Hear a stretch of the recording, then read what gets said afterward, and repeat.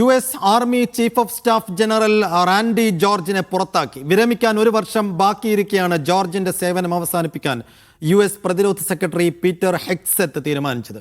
ട്രംപിന് കൂടുതൽ വിശ്വസ്തനായ മേധാവിയെ കൊണ്ടുവരാനാണ് നീക്കം എന്നാണ് റിപ്പോർട്ട്. US അറ്റോർണി ജനറൽ സ്ഥാനത്ത് നിന്ന് പാം ബോണ്ടിയെ ഇന്നലെ നീക്കിയിരുന്നു. അതിനിടെ ഇറാൻ മിസൈൽ പതിച്ച് ഇസ്രായേലിലെ 4 ഇടങ്ങളിൽ കനത്ത നാശനഷ്ടങ്ങൾ ഉണ്ടായതായും റിപ്പോർട്ടുകൾ. MCA നാസർ വിശദാംശങ്ങളുമായി ദുബായിൽ നിന്ന്. MCA, റാൻഡി ജോർജിന് ഇനിയും ഒരു വർഷം കൂടിയുണ്ട്. ഇപ്പോൾ വെച്ച് റാൻഡി ജോർജിനെ യുദ്ധമുഖത്ത് മാറ്റുന്നതിന് പിന്നിലെ ലക്ഷ്യങ്ങൾ എന്താണ്? ട്രംപ് എന്തൊക്കെയാണ് മനസ്സിൽ കാണുന്നത്? നീക്കങ്ങൾ എങ്ങനെ?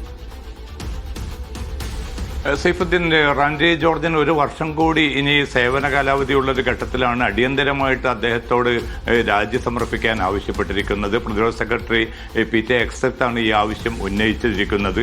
ഡെമോക്രാറ്റുകളുമായിട്ട് അടുത്ത ബന്ധം പുലർത്തുന്നുവെന്ന ആരോപണമാണ് റാൻഡി ജോർജിന് വിനയായി മാറിയതെന്നാണ് അമേരിക്കൻ മാധ്യമങ്ങൾ റിപ്പോർട്ട് ചെയ്യുന്നത്. അതുമാത്രമല്ല, ഇപ്പോൾ ഇറാനിലെ ഒരു നിർണായകമായിട്ടുള്ള ഘട്ടത്തിലേക്ക് യുദ്ധം കടന്നിരിക്കുകയാണ്. അവിടുത്തെ അടിസ്ഥാന സൗകര്യങ്ങൾക്ക് നേരെ, അതായത് ഏറ്റവും വലിയ തെഹ്റാനിലെ ഒരു പാലത്തിന് നേരെ ഇന്നലെ ആക്രമണം നടന്നിരുന്നു.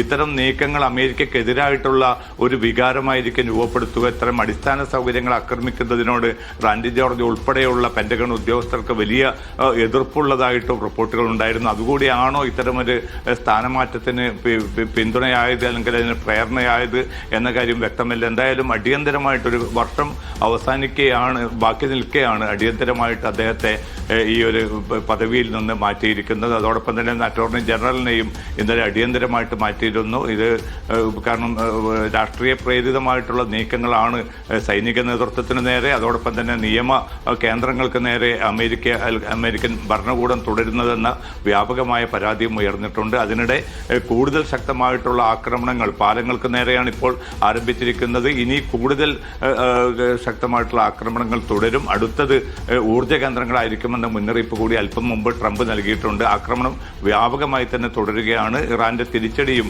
ശക്തമായി തുടരുന്നതായിട്ടാണ് ഇസ്രായേലിൽ പതിച്ച മിസൈൽ ആക്രമണങ്ങളും മറ്റും വ്യക്തമാക്കുന്നതും. സൈഫുദ്ദീൻ. MCA നാസറാണ് പശ്ചിമേഷ്യൻ യുദ്ധത്തിന്റെ ഏറ്റവും പുതിയ അപ്ഡേറ്റ്സ് പങ്കുവച്ചത്.